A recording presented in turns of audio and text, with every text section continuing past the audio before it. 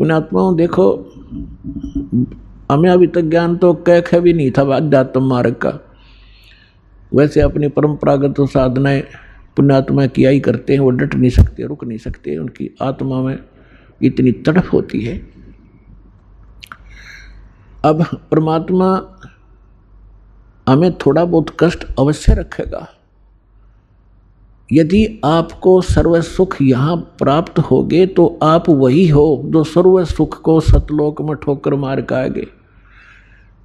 और फिर कुछ दिन में यहाँ भी भूल पड़ जाएगी, सारे ठाठ हैं, कोई दिक्कत नहीं आई, और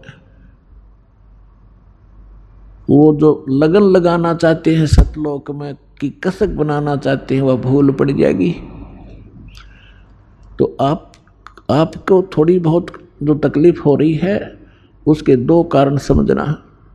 एक तो ये समझना कि हे परमात्मा, आपकी शरण में और आपकी भक्ति करते करते और ये दान धर्म करते करते भी मुझे कष्ट हो रहा है।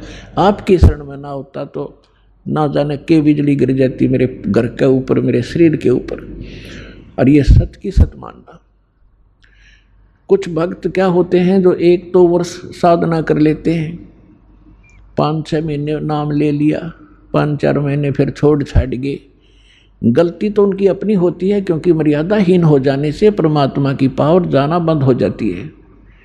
जैसे आपने कनेक्शन ले लिया बिजली का और किसी भी कारण से आपका कनेक्शन कट गया तो पावर आपके घर पर है नहीं, और फिर आप यो को कोई लाभ नहीं हो रहा। लाभ कैसे होगा जब कनेक्शन कट गया? कैसे मोटर चलेगी, कैसे चक्की आटा पीसेगी, और कैसे बल्ब जलेंगे आपके? तो उसके लिए है कि कनेक्शन पुनः सुचारू करवावे। यदि क्योंकि परमात्मा को मालूम था कि जब ये सच्चा मार्ग शुरू होगा उस समय काल ने इतनी ऊट पटांग रीतियां बना दी होंगी, परंपराएं बनवा दी होंगी, बनवा दी जाएंगी उसके द्वारा, और फिर भगत के लिए वो परंपराएं बाधक होती हैं।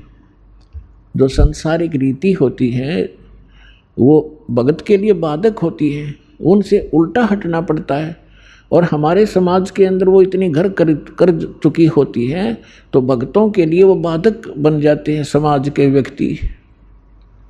और किसी ना किसी कारण से, कोई मजबूरी से, कोई अनजानपने में, तो आपकी मर्यादा भंग हो जाती है।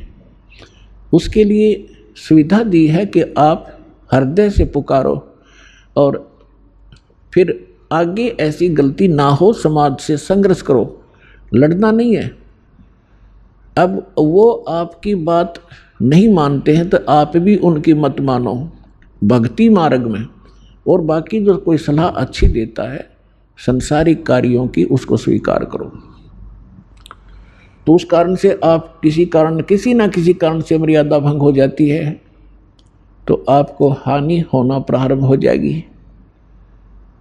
और आम व्यक्ति ये सोचेगा इसने नाम भी ले रखा है, इसका फिर भी दुख हो गया।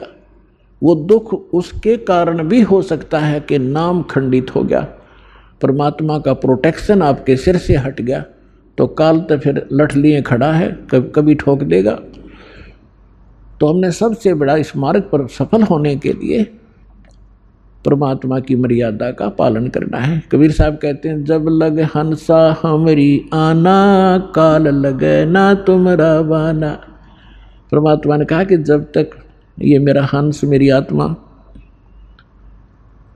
मेरी मर्यादा में रहेगा, काल तेरा अटैक नहीं हो सकता।